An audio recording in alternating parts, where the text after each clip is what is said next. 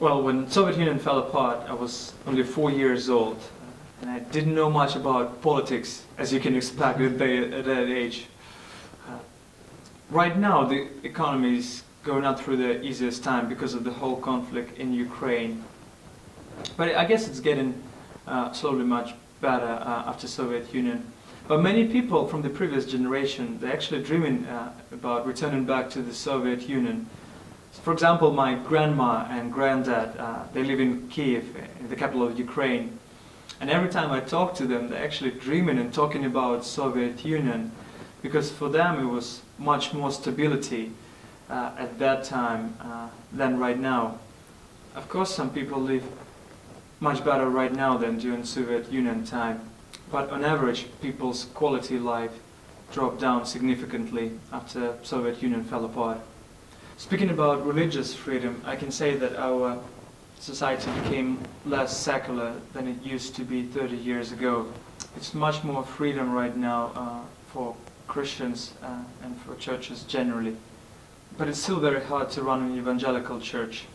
Mostly, I would say and assume, because of the partnership of Russian Orthodox Church with the government. Russian Orthodox Church supports our government, and as a loyalty, our government supports Russian Orthodox Church. And so for evangelical, it's very hard to get a place for Sunday meetings. It's very incredibly difficult to get a registration so you can meet officially, not as just a sect or cult. We don't have any access to universities or schools. We are not allowed to do any public outreach events. We're not allowed actually to do anything publicly. So in this sense, even though we have much more freedom than we used to have during Soviet Union, it's still quite difficult to run an evangelical church. There are lots of problems with free speech and free mass media, and Belarus is no exception. Speaking about practical implications of atheism and communism, I can say what I've seen in my parents' life.